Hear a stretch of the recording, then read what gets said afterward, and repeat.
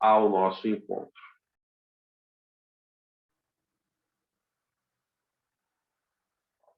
Boa tarde, doutores.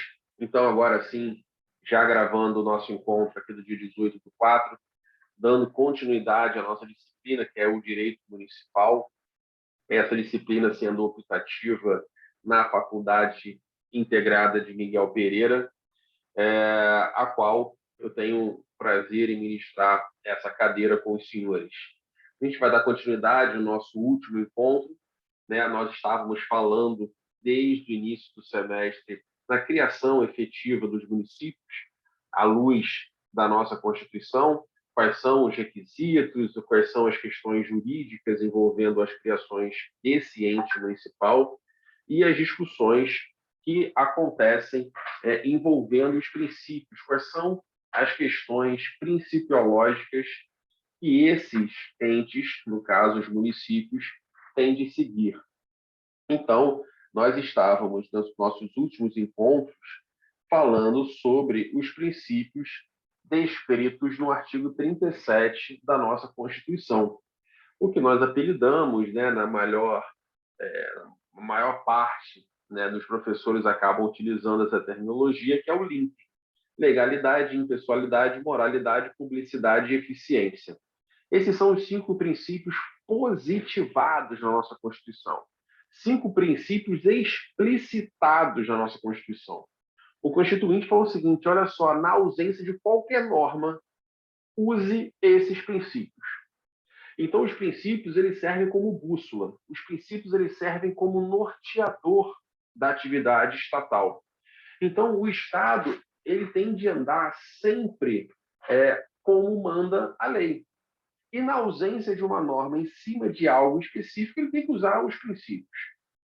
Só que hoje em dia a gente precisa interpretar tudo aquilo que o Estado, e quando eu falo Estado, no seu sentido lato sensu, seja qualquer ente federativo, seja administração direta, seja administração indireta, todo mundo tem de seguir esses princípios que estão positivados no 37 da Constituição: legalidade, impessoalidade, moralidade, publicidade e eficiência, bem como seguir outros princípios que, mesmo não positivados, ou seja, não há o artigo tal falando sobre esse princípio, a Constituição deixou de forma subliminar, de forma não implícita, de forma não descrita, porém, na sua interpretação, nós podemos chegar a essa conclusão.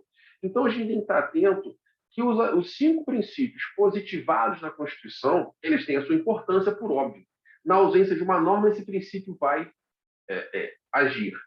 Então, a gente precisa saber o que está acontecendo. Eu possivelmente dei o exemplo de um mandado de segurança impetrado, salvo engano, pelo PDT há alguns anos atrás, quando ele tentou obstaculizar a nomeação do delegado-geral da Polícia Federal, o diretor-geral da Polícia Federal, na época, o delegado Alexandre Ramagem, que seria nomeado pelo presidente Jair Bolsonaro. O PDT foi lá e falou o seguinte: para tudo, né? O que o Bolsonaro está fazendo, ele está utilizando esse cargo para ter benefícios pessoais, porque segundo o PDT, e eu estou falando segundo, porque isso ficou a mídia colocando, etc., teria fotos do então candidato ao cargo de diretor-geral da Polícia Federal junto com os filhos do Bolsonaro num Réveillon, numa festa de Ano Novo. Então, o STF, na pessoa do ministro Alexandre de Moraes, de forma liminar, suspendeu essa nomeação. Feriu a legalidade? Não, porque a lei autorizava ao presidente da República fazer isso. Mas, na visão do ministro, feriu o princípio da moralidade administrativa. O Bolsonaro não poderia fazer aquela nomeação, não por ferir a lei, mas sim por ferir a moralidade. Então, vejam, não basta aquela velha máxima: se a lei outorgou, se a lei deu esses direitos, eu posso fazer. Não. Então, não é porque a lei fala que você pode contratar fruto de um processo licitatório que você vai contratar se for uma licitação fraudulenta. Ora, fere a moralidade, fere um princípio norteador da administração pública. Então, o Constituinte ele positivou. Olha só, não adianta você falar que está cumprindo a lei. Não basta Isso é uma regra, inclusive, do compliance, né? O compliance usa muito essa regra, né? Não basta se parecer honesto, tem de ser honesto. Isso é um lema muito forte para o compliance, né? O compliance é uma matéria que vocês irão estudar com certeza na vida de vocês. Vocês irão atuar muito com compliance, uma área que vem crescendo muito no direito e ganhando muita frente com o crescimento dessas condutas. E a Operação Lava Jato foi um estopim, né, e um acelerador para que isso acontecesse. Mas aqui a gente está com essa questão. Bem, então a lei falava que era possível, mas não basta cumprir a lei dizendo, eu cumpri a lei. A lei falou, o presidente da República pode nomear, mas está nomeando com quais intuitos? Ferir a moralidade na visão do ministro. Eu peço até as vénias, porque eu não concordo, né, vendo os autos do processo, acho, na minha humilde opinião, que não tem provas cabais que feriria a moralidade, mas é a posição que o ministro tomou à época. Então, vocês estão vendo que isso vai acontecer. Esses princípios são positivados, mas tem princípios que não estão positivados e têm a sua suma importância. O primeiro princípio que nós trabalharemos na tarde de hoje é o princípio da supremacia do interesse público. Esse princípio, talvez, na minha humilde opinião, seja um dos mais importantes.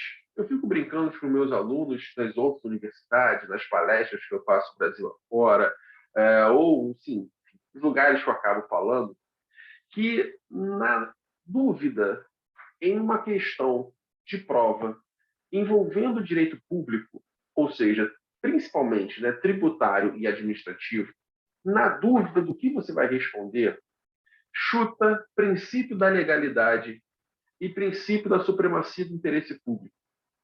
Porque esses dois princípios, eles são capitães, vamos dizer assim, de dois tipos de time. O time dos princípios explicitados, né, 37, legalidade, e o capitão do time dos princípios não explicitados, supremacia do interesse público. Então, esses dois capitães, aqui eu estou numa metáfora, que eu estou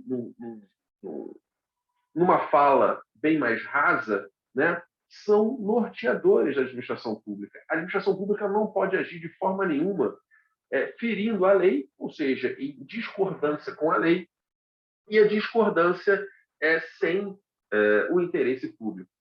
A pergunta é, o que é interesse público? Eu vou dar aqui um exemplo, para que vocês talvez tenham um norte, né, sobre isso. Do que é o interesse público? Né? Nós estamos aqui estudando a ciência jurídica, a faculdade de direito. Quando a gente fala em direito, presume-se a imagem na neurosemântica que vem à nossa mente é de benefícios. Se eu tenho direitos, eu tenho benefícios. Ocorre que, na verdade, seria de bom tom nós falarmos que a nossa faculdade é de direitos e deveres. Porque, ao detrimento de haver um direito, tem um dever. E, ao detrimento de ter um dever, há um direito. E aquela velha máxima que as nossas avós acabavam por falar. Nosso direito termina quando começa o do outro. Quando ele fala isso, qual é o jargão que ele quer trazer com isso? Né? Olha, você tem um direito, mas você vai ter que parar por isso que agora você vai ter dever. E um exemplo que nós temos, e vamos trabalhar isso pós a primeira prova, né, quando adentrarmos a parte do município envolvendo os tributos, nós temos um dever enquanto cidadão. Nós, cidadãos desse território, nós temos obrigações, nós temos deveres. Nós, cidadãos, enquanto ligação com o Estado, e o Estado tem deveres conosco. Por exemplo, o Estado tem dever de trazer a saúde, o Estado tem dever de dar ao cidadão o lazer, o Estado tem dever do cidadão de entregar a educação. E aí vocês vão lembrar disso lá em constitucional, os direitos de primeira geração, de segunda geração, de terceira geração, né? E vai ter discussões quanto a isso. Então nós temos direitos de receber, mas temos deveres. E um exemplo de dever que nós temos é de pagar o tributo, de pagar o imposto. Então, aquelas pessoas que, porventura, eu vou arredondar os valores, tá? Só para facilitar o exemplo, não é esse valor de forma específica, é um pouquinho menos, eu vou arredondar só para meramente pro forma, né? As pessoas que arrecadaram no ano de 2021, né? Nos 12 meses de 2021, R$ 30.000, não é esse valor, fiz um pouquinho menos do que isso, 28 mil alguma coisa, tem de pagar o imposto de renda, tem que declarar o imposto de renda e fazer o pagamento. Olha, quando você paga o imposto de renda, é um dever. Você tem um dever de fazer isso. Você está obrigado a fazer isso. Nós veremos isso um pouquinho mais à frente, quando a gente diferenciar as obrigações principais das obrigações acessórias no direito tributário. Então, esse dever é um dever que nós, enquanto cidadãos, temos para com o Estado. Poxa, mas quem gosta de pagar imposto? Eu fico brincando com meus alunos e eu adoro pagar imposto. Hoje mesmo eu paguei aqui o imposto do escritório, né? Dei aqui a ordem para minha secretária pagar o imposto do escritório. Como eu pago o imposto do escritório, por que eu gosto de pagar o imposto do escritório? É sinal que eu tenho receita. Ora, só paga quem tem. Quem não tem, não paga. Então, sinal que eu estou pagando, sinal que eu estou recebendo. Isso tem um bom tom. Lógico que isso é uma visão romântica da história, mas o que importa aqui a gente, para não fugir do foco, que estamos falando do princípio da supremacia do interesse público. Porque quando a gente fala em interesse público, a cobrança tributária é de interesse público. Aí você fala assim, calma aí, Walter, mas como é que é de interesse público? Eu não gosto de pagar imposto. Eu não gosto de pagar o IPVA do meu carro. Eu não gosto de pagar o IPVA da minha moto. Eu não gosto de pagar o IPTU do meu imóvel. Eu não gosto de pagar o imposto de renda, da renda que eu recebo, ou quando vem descontado do meu contra-cheque. E você está me falando que isso é interesse público, porque se eu for na etimologia da palavra, quando eu falo de interesse público, é o interesse coletivo. E eu tenho certeza que do pessoal que está assistindo essa aula ou que virá a assistir em algum momento, se falar, não tem interesse nenhum em pagar. Então, como é que você vai me dizer que essa conduta é de interesse público? Essa conduta se dá por interesse público pela uma situação que acaba por acontecer na nossa doutrina. O que é interesse público? É a primeira pergunta.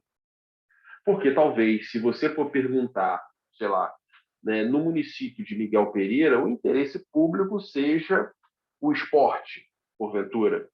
Se você for perguntar no município de Paulo de Fronten, o interesse público seja o transporte público. Se você for perguntar no município de Vassouras, talvez o interesse público seja a saúde. Estou dando exemplos aqui aleatórios. Então, como é que eu vou dizer o que é interesse público? Aí vem a melhor doutrina falando o seguinte: quais são os direitos que esses cidadãos têm? E, principalmente, os direitos de primeira geração. Ou seja, quando esse cidadão, quando o Estado está obrigado a fomentar cada vez mais os seus deveres como cidadão. Explico. Como é que eu posso dizer se há um interesse público numa conduta envolvendo o uso da máscara em ambientes fechados? Interesse público. Mas calma aí, tem muita gente que não quer usar máscara. Estou falando isso aqui do passado, beleza? A gente já sabe que hoje está muito mais relativizado isso. Inclusive, ontem o ministro da Saúde falou sobre isso. Mas, enfim, muitas pessoas não queriam usar máscara. Eram avessas, os chamados negacionistas. E eles falavam, eu não tenho nenhum interesse nisso. Então, isso não é interesse público, isso não é interesse de todos. Mas o Estado ali estava obrigando a usar as máscaras por interesse público, porque o Estado está obrigado, o Estado é obrigado a fazer a proteção e a preservação da saúde de todo cidadão. Então, isso é o interesse público. Então, quando as pessoas estavam falando, vão ter as barreiras sanitárias, não pode ter o direito de ir e vir violado. Bem, está violando, entre aspas, o direito de ir e vir, mas está, em algum momento, fazendo essa obrigação de preservar a saúde. Então, a gente não pode aqui esquecer que isso é a supremacia do interesse público. Então, quando a gente fala em interesse público, para eu saber se o Estado está agindo, isso é um dever do Estado entregar ao cidadão? Aí eu posso estar falando que estamos diante de uma supremacia do interesse público. Então, senhores, quando eu chamo de capitão o princípio da legalidade e de capitão para o outro time o princípio da supremacia do interesse público, nós temos que ter claro que há essa situação. O Estado ele não pode agir fora da lei e sem visar o interesse público. Ponto. Por isso que eu fico brincando para que vocês chutem numa questão de prova, se tiver dúvidas, sobre o interesse público. Walker, poxa, esse exemplo de tributário, beleza, está tranquilo, mas eu não consegui entender ainda. Você pode me dar um outro exemplo sobre isso? Eu vou dar um exemplo do que acontece aqui no Rio de Janeiro, né? Para quem não sabe, eu estou agora no município do Rio de Janeiro, e vou dar um exemplo da região onde eu moro, no Rio de Janeiro. E vai acontecer isso daqui a pouco, em setembro. Há 3 anos atrás, 4 anos atrás, eu não vou lembrar, não, uns 4 anos atrás, 5 anos atrás aproximadamente, chegou o momento que a minha mãe falava o seguinte: Walker, eu vou na tua casa buscar o Gabriel, Gabriel meu filho, para ele passar o dia comigo, etc. Parará. E ela falou o seguinte: meu filho, eu vou no dia tal. Falei, mãe, vem no dia tal até tal hora, porque as ruas ao redor da minha casa vão ficar fechadas. Ela, por que vai ficar fechada? Falei, porque vai haver o Rock in Rio. E essas ruas fecham por conta do Rock in Rio. Vejam, o Rock in Rio é uma iniciativa privada, é uma empresa fazendo o Rock in Rio, porém com a autorização do poder público, através do município. E o município, para organizar toda essa gestão, eles fecham algumas ruas. E aí minha mãe ficava pé da vida. Eu disse, mas eu quero buscar meu neto, eu não posso buscar meu neto. Eu disse, não, não pode buscar seu neto. E o meu direito constitucional de ir e vir? O seu direito constitucional de ir e vir, ele fica suprimido pelo interesse público. Ora, quando há um interesse do particular em detrimento do interesse público, o interesse público sempre vai estar sobreposto. Ou seja, a minha mãe até deveria ter o direito de entrar na minha casa. Ora, ela tem direito constitucional de ir e vir. Mas há um interesse público pelo fechamento daquela localidade, das vias daquela localidade. Esse fechamento se dá pelo interesse público. Ah, Walker, calma aí, é um evento particular. Qual é o interesse ali? Interesse em fomentar a cultura, fomentar o turismo, fomentar o lazer, mesmo que seja pago. Mesmo que seja pago. Isso o Estado está fazendo de alguma forma. Está trazendo receita para o Estado. Então, há essa possibilidade. Então, quando você enxergar o pessoal que está aí em Miguel Pereira, né, eu reparei, porque eu estive em Miguel Pereira no feriado, né, no feriado agora da Páscoa, alguns eventos festivos na cidade de Miguel Pereira em homenagem à Páscoa. Eu não sei se aconteceu isso porque eu não vi, não estava lá fisicamente, eu soube pelas redes sociais. Mas, por exemplo, se a Guarda Municipal fechou a praça do artesanato ali em Miguel Pereira, por algum motivo, ou desviou o trânsito, isso é pelo interesse público. Né? O particular fica afrontado com isso. Eu só tenho a lamentar, o interesse público vai se sobrepor ao interesse do particular. Então, prestem atenção que esse interesse público ele sempre será sobreposto ao interesse do particular. Se tiver uma disputa o interesse público e o interesse particular, não tem como discutir. O interesse público vai ter peso 2, né? O interesse público terá qualquer tipo enfim, benefícios. Beleza? Tranquilo? Então, cuidado. Supremacia do interesse público tem as suas funcionalidades. Hoje o quórum aqui está mais reduzido, tá? Se o pessoal tiver alguma dúvida, pode me mandar aqui, pode me interromper, etc., sem nenhum problema. Aqueles que em algum momento forem assistir esse vídeo gravado e surgir alguma dúvida, pode me mandar lá pelo Instagram, pode me mandar pelo WhatsApp, pode me mandar pelo e-mail, sem nenhum problema quanto a isso, para que não pare dúvidas quanto a isso. Tranquilo? Beleza? O próximo princípio também implícito na nossa Constituição, é um princípio que está ligado ao princípio da legalidade. É quase que um desdobramento do princípio da legalidade, que é o chamado princípio da autotutela. O que fala o princípio da autotutela, enfim, com a sua suma importância? Em resumo da ópera, e eu já disse isso aqui em algumas oportunidades, o Estado não pode andar de braços dados com a ilegalidade ou com a ilicitude. Quando eu falo Estado, Estado no seu sentido lato sensu, tá? Os entes federativos, as pessoas ligadas à administração pública direta e indireta. Não pode andar de braços dados com a ilegalidade. O que ele quer falar com isso? O que é autotutela? Bem, se a gente for desmembrar essa palavra, quando a gente fala em tutelar, é o sentido de proteção, é o sentido de proteger.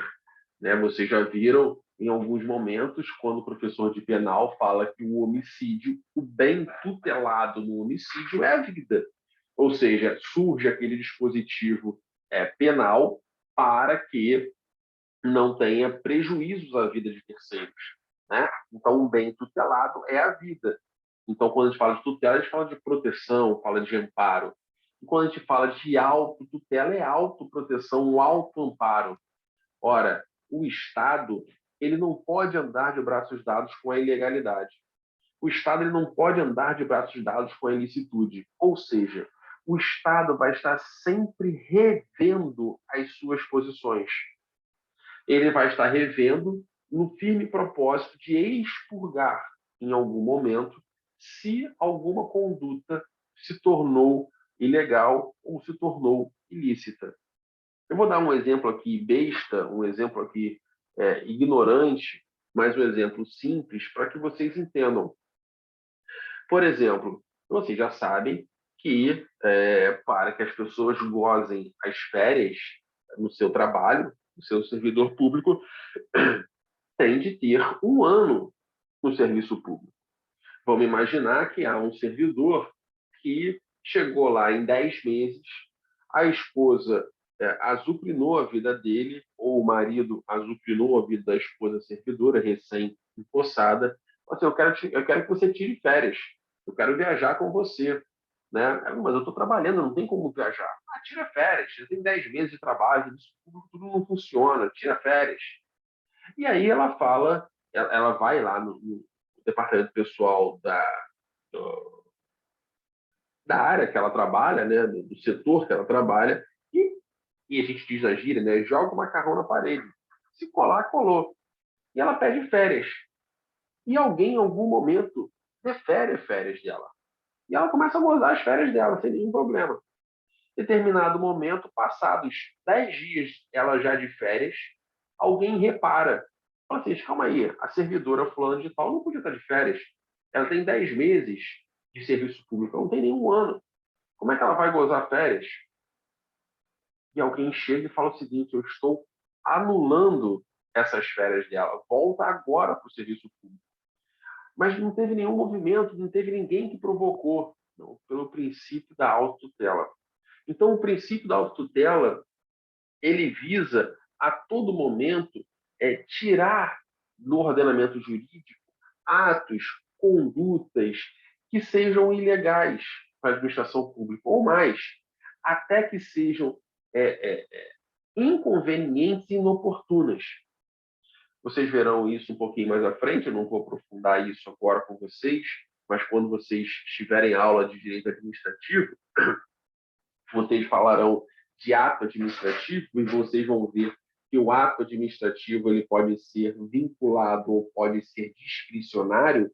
O ato vinculado é aquele que está vinculado exclusivamente à lei, ou seja, a lei dá ao servidor público os limites exatos do que ele pode fazer. Né? Não cabe à pessoa, o CPF do servidor, ditar como ele vai fazer. Ele está de braços engessados, ele está com amordaçado, ele vai seguir só aquilo que a lei manda. Diferente do ato discricionário. O ato discricionário dá ao servidor possibilidades. né? E aí o servidor tem de analisar a conveniência e a oportunidade para que aquele ato seja praticado. Isso acontecendo, nós estamos diante de um ato discricionário. Então, por exemplo, colocar um servidor de férias é um ato discricionário, né? A análise vai ser feita, está conveniente, oportuno? Vamos aqui imaginar que isso aconteceu no início da pandemia de forma muito reiterada a todo mundo, né? Vários médicos, técnicos de enfermagem, enfermeiros, enfim, o pessoal que trabalha na saúde de uma forma geral, estava gozando as suas férias. São servidores públicos, municipais, estaduais, federais, estavam gozando as suas férias. Antes de terminar todas as suas férias, possivelmente o prefeito, o governador, depende de quem está ligado a isso, né? Mas vamos botar aqui o prefeito, ele vem e revoga as férias. Então vamos aqui imaginar, a prefeitura de Miguel Pereira tem, prefeito Raciocínio, 100 médicos vinculados à prefeitura, servidores da prefeitura.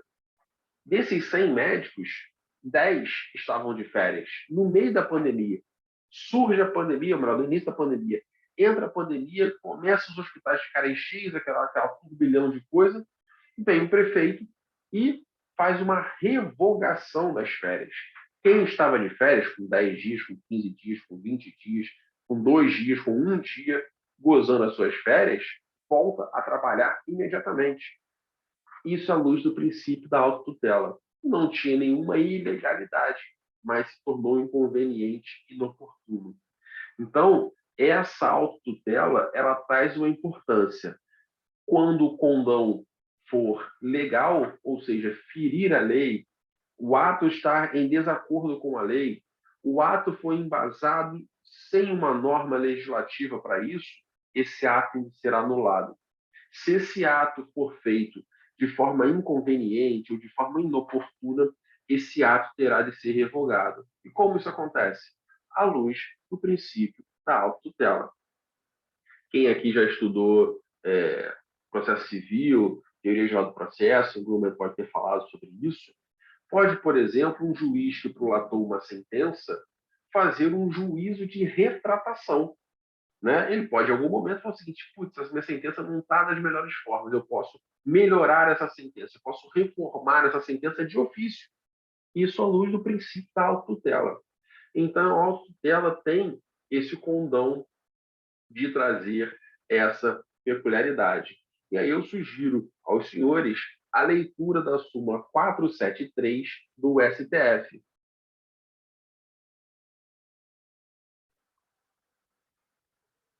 A súmula 473 do STF vai trazer na íntegra essa situação e essa explicação. Então, aqueles que forem assistir esse vídeo em alguma outra oportunidade, sugiro já a leitura da súmula 473 do STF. Não vou pedir aqui para os senhores que estão logados hoje fazer essa leitura, a gente dá continuidade aqui, no momento oportuno, vocês façam essa leitura.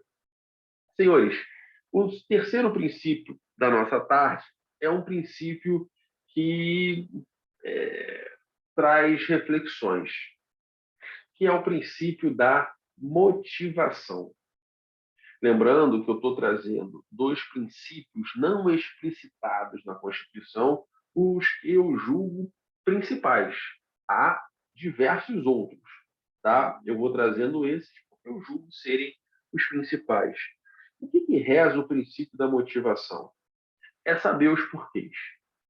Ora, a administração pública tem que entregar ao particular os porquês daquela posição que ela tomou, daquela escolha que ela tomou. Então, porque a todo momento, quando você toma uma decisão, você precisa entender aquilo que está acontecendo. Eu fico fazendo uma metáfora. O senhor pediu para a gente dar fazer uma leitura do STF, acho que é súmula. Qual o número? 437. 467. Não, 437. 37. Isso, 437. 437. Isso. Tá, anotei aqui. Beleza. Então, eu fico brincando que esses porquês são fundamentais, né? Eu fico, no princípio da motivação, eu acabo apelidando que é o princípio do Pedro Henrique. Pedro Henrique é meu irmão, né? E o Pedro Henrique, muito novo, e lá com uns 4, 5 anos, todas as vezes que a gente pedia alguma coisa para ele virava e falava o seguinte: por quê? Ou seja, na linguagem das crianças, né, com os erros fonéticos que as crianças acabam cometendo, estava assim: por quê? Pedro Henrique, pega um copo de água. Por quê? Pedro Henrique, vai tomar banho. Por quê? Tudo ele queria um porquê. E eu brincava à época que aquilo ali já era o princípio da motivação. Ele quer os porquês para que a conduta deles seja motivada. Por que você está fazendo uma faculdade? Tem alguma motivação para isso. Vocês querem melhorar de vida, vocês querem receber mais, vocês têm um sonho de fazer justiça, seja o que for. Você tem uma motivação para estar ali, você tem um porquê para estar ali. Então, quando o constituinte não positiva, mas na interpretação, na hermenêutica constitucional, nós chegamos à conclusão que a administração pública precisa motivar as suas decisões, a gente começa a entender o seguinte: por que a administração pública está tomando essa atitude, essa conduta? Eu preciso saber o porquê. Por óbvio, porque em algum momento alguém vai ser privilegiado e em detrimento de uma outra posição.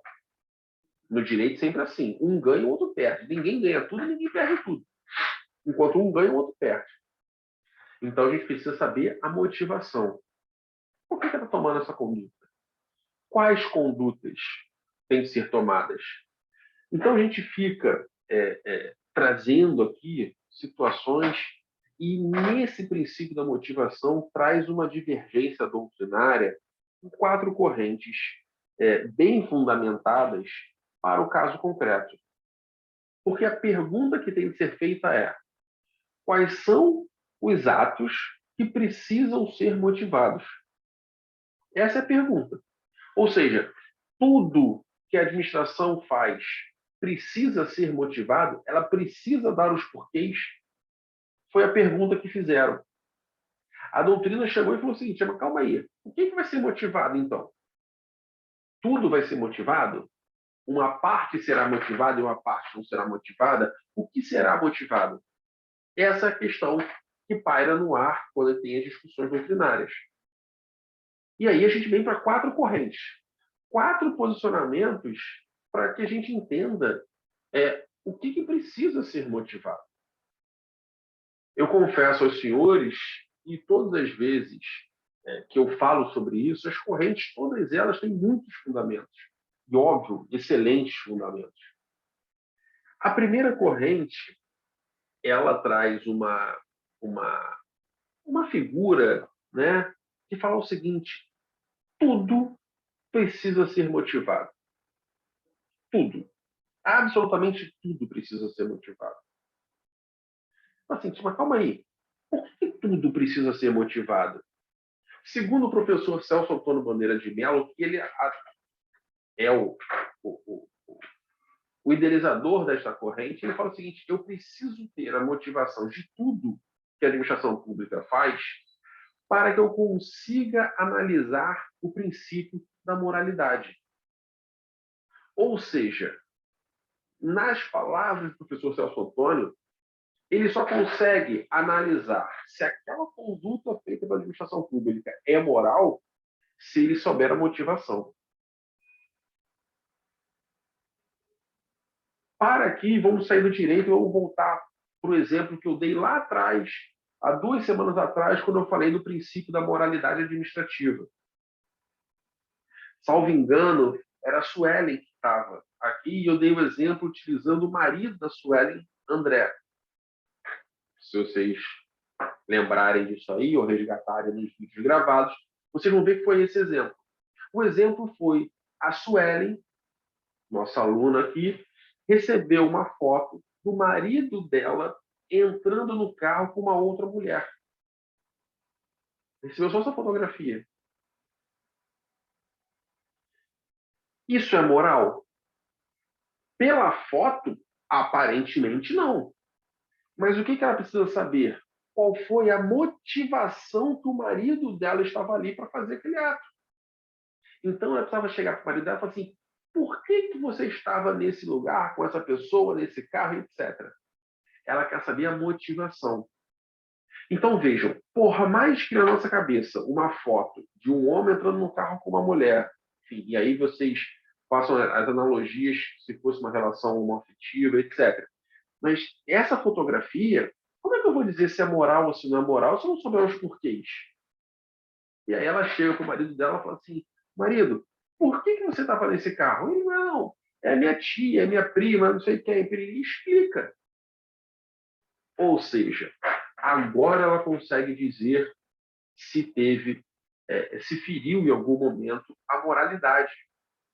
Então, quando o professor Celso Bandeira de Mello, ele assegura que tudo da administração pública tem de ser motivado, ele fala o seguinte, motiva tudo porque eu preciso fiscalizar a moralidade.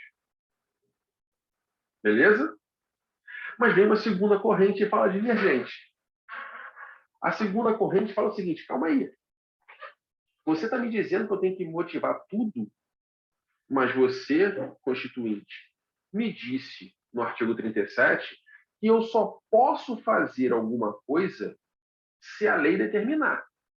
Ou até deixar de fazer alguma coisa se a lei determinar.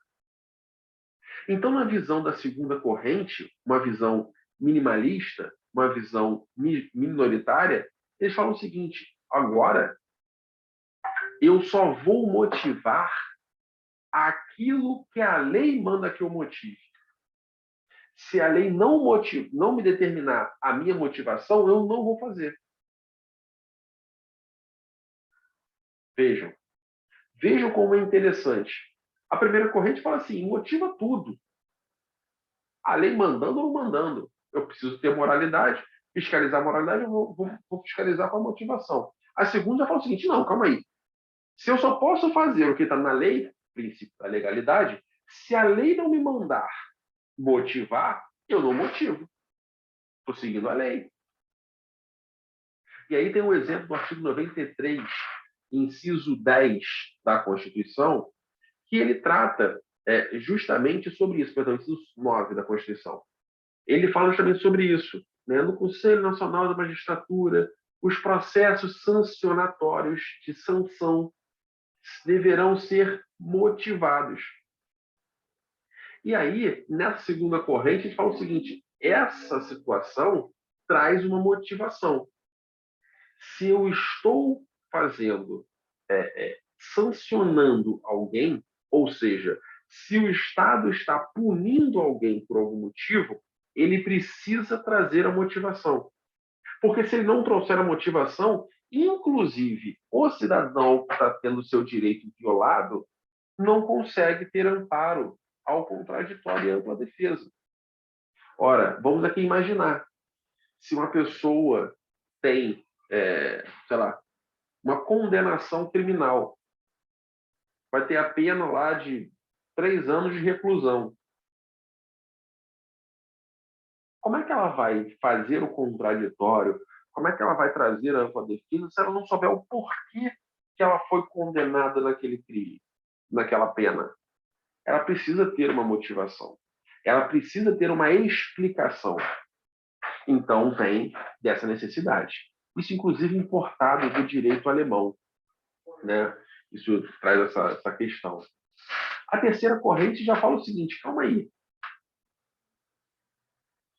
Se os atos forem vinculados, ou seja, vinculado à lei, não motiva nada. Agora, se o ato for discricionário, traz a motivação.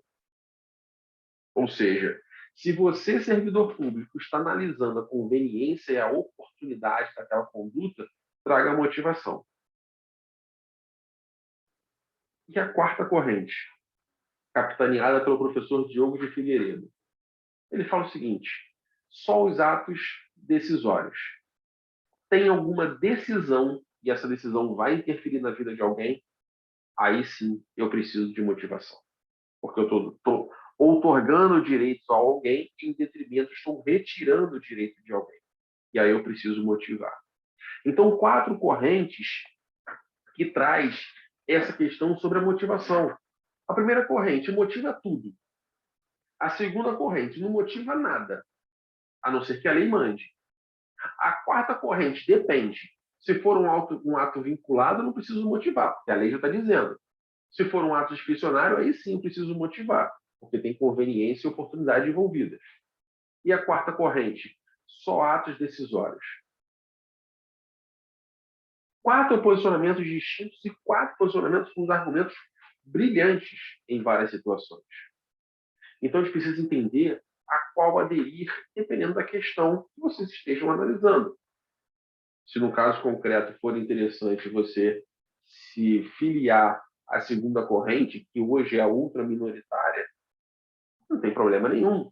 Isso é um posicionamento. Se você se filiar hoje à quarta corrente, que é a corrente hoje, inclusive, utilizada pelo STF, né? Ou seja, só os atos decisórios precisam ser motivados, é um posicionamento para aquela questão. Mas, verdade seja dita, nós precisamos saber dessas 4 correntes. Beleza? Tranquilo? Aqueles que estão aí, alguma dúvida, alguma ponderação? Não? Tranquilo. Ouvindo, tranquilo, professor. O último princípio aí da nossa tarde, né, para nós encerrarmos o nosso encontro, é um princípio extremamente utilizado no direito. Extremamente utilizado. Né? É engraçado, eu fico brincando, tá?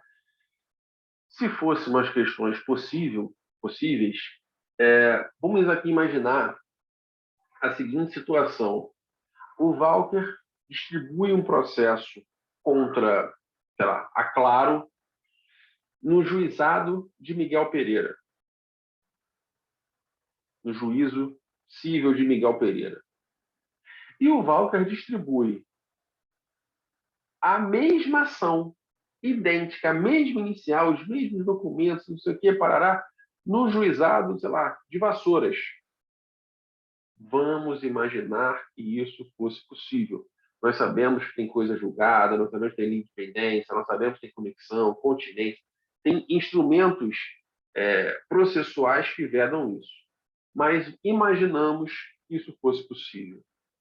E que os processos tramitassem igualmente. Mesmas partes, mesma causa de pedir, mesmo pedido, em juízos distintos. Nessa situação hipotética, vamos imaginar que venha uma condenação, está claro. Estou aqui de forma hipotética.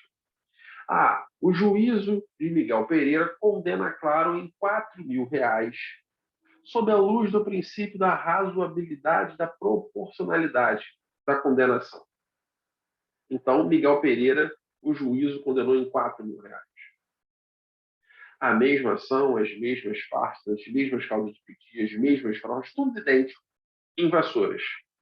O juiz condena em R$ 8.000, sob a luz do princípio da razoabilidade, do princípio da proporcionalidade. Ora, como é que eu posso dizer quem está certo? Porque ambos utilizaram como fundamentação das suas decisões, como motivação das suas decisões, já que está sancionando alguém, a razoabilidade e a proporcionalidade. Então, como o município tem de agir de forma proporcional e de forma razoável? A primeira situação que nós temos de fazer. Hoje o direito ele coloca todo mundo no mesmo balaio. Tecnicamente, são coisas distintas. Eu não posso falar em razoabilidade sendo igual à proporcionalidade. Até porque, se a gente for nas questões literais da palavra, quando eu estou falando de razoabilidade, eu estou falando de um elemento qualitativo. E quando eu falo em proporcionalidade, eu estou falando de um elemento quantitativo. Então, uma coisa é qualidade e uma coisa é quantidade. Então, são coisas distintas. Para o português, isso é distinto. Razoável é uma coisa, proporcional é outra. razoável, uma questão qualitativa, a qualidade daquilo, enquanto a questão proporcional é a questão quantitativa. Beleza, Walker. E como é que a gente aplica isso na prática? Aqui, por mais que haja uma diferença, tá? E nas aplicações jurídicas nós temos isso em algumas determinadas situações, mas o STF coloca isso como sinônimo. Até porque, quando a gente está falando de elemento sancionatório, geralmente a pena pecuniária, nós temos essas ponderações. Tem que ser uma pena razoável e proporcional, para que não haja enriquecimento sem causa, para que não tenhamos outros tipos de transtornos. Mas, enfim. Então, vamos trabalhar sempre de forma com sinônimo. Como é que a gente pode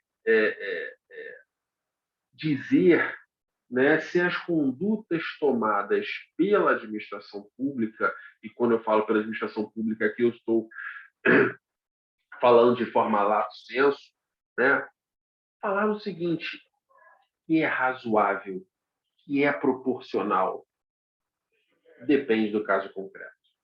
Então, a gente precisa analisar, à luz daquilo que está acontecendo, o que é proporcional, o que é razoável. Um exemplo que me vem à mente nesse momento sobre proporcionalidade e razoabilidade, eu não sei a idade de vocês que estão assistindo esse vídeo, essa aula, enfim, se vai assistir em algum momento, etc.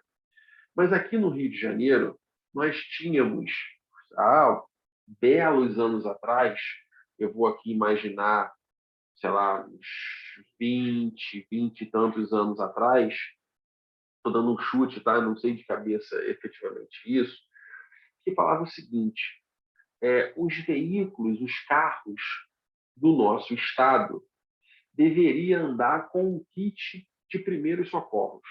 Eu não sei se alguém aqui está ao vivo aqui lembra dessa história, mas nós tínhamos uma norma que obrigava os motoristas de carro a ter um kit de primeiros socorros. Eu lembro, beleza? professor. Beleza, né? Aconteceu isso, na vistoria tinha que comprar, tinha as pessoas que vendiam o kit antes da vistoria, etc. Era uma bolsinha branca, assim, pequenininha, sei lá, eu tinha que ter isso dentro da mala, no carro, tinha que ter, era obrigatório. Aí tinha que ter esparadrapo, tinha que ter atadura, tinha que ter, enfim, Isso, gases. etc. Enfim. Aí a pergunta é, por que veio essa norma? Né? Uma norma razoável? É proporcional isso?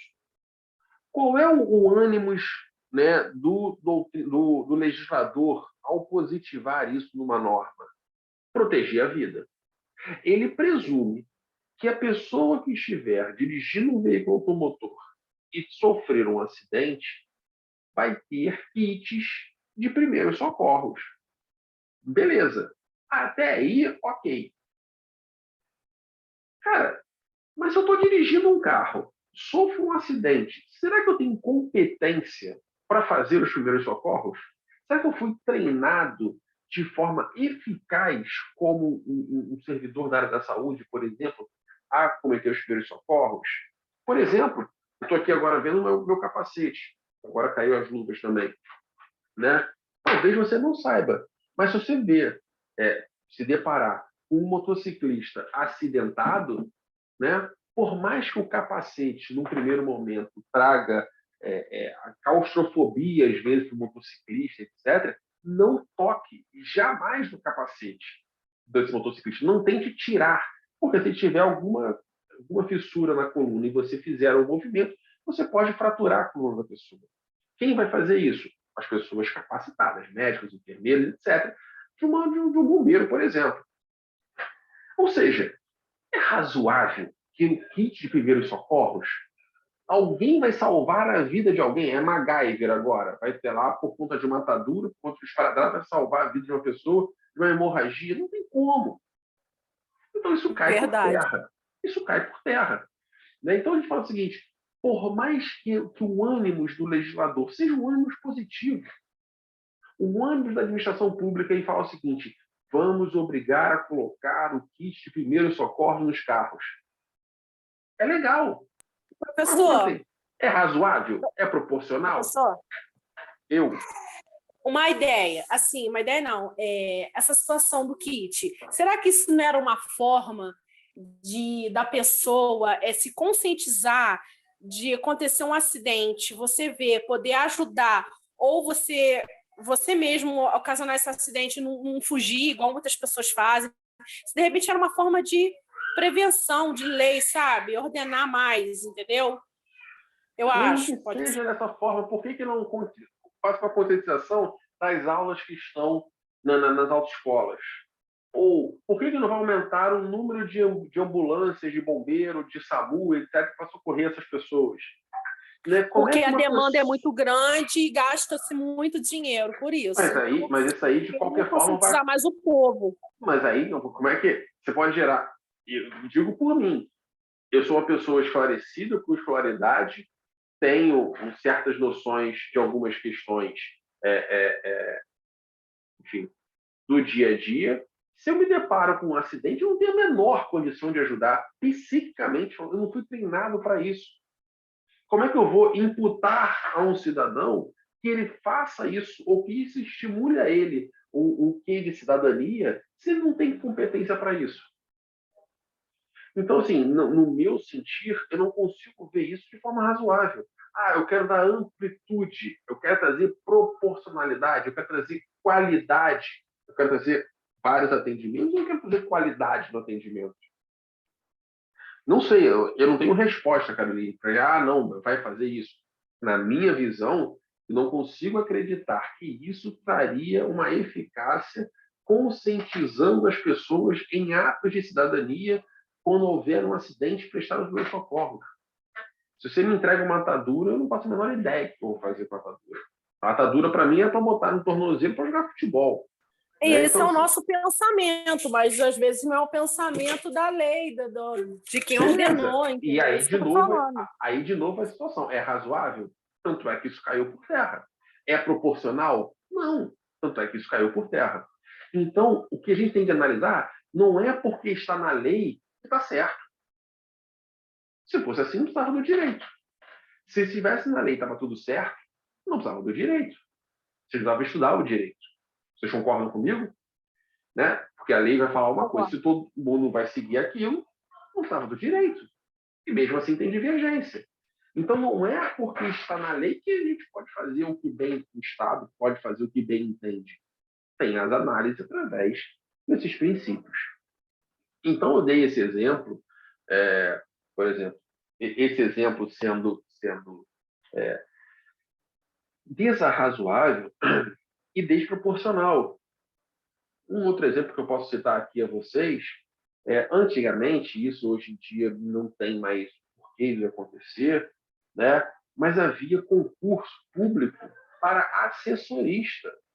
Assessorista, para aqueles que não sabem, são aquelas pessoas que ficam nos elevadores, nos prédios dos órgãos públicos, apertando os botões dos elevadores. Ah, quero ir para o 12º andar. A pessoa aperta o 12º. Ah, quero ir para o 10º, perto do 10º. E assim, antigamente havia esse cargo. Aí vamos imaginar, é um cargo que a pessoa tem que ficar apertando o botão, ou seja, precisa saber minimamente os números. Ponto. Exige um nível de pós-graduação para aquela função de assessorista. É razoável isso? Com certeza não.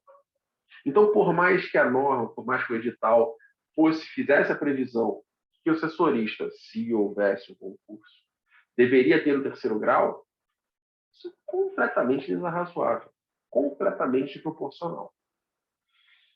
Então, a administração pública ela tem de fazer o que está na lei, sim, mas não pode perder a razoabilidade, não pode perder a desproporcionalidade. Tranquilo, senhores? Beleza? Dúvida, perguntas, questionamentos? Agora é a hora para aqueles que estão aí presencialmente, para aqueles que estão aí em algum momento assistindo, pode mandar a pergunta depois pelo Instagram, pelo Facebook, pelo LinkedIn, pelo WhatsApp, enfim, fica franqueado. Dúvida quanto aos princípios da nossa parte, os princípios não explicitados na Constituição, porém a administração municipal precisa seguir, ou seja, o princípio da supremacia do interesse público, o princípio da autotutela, o princípio da motivação e o princípio da proporcionalidade, da razoabilidade.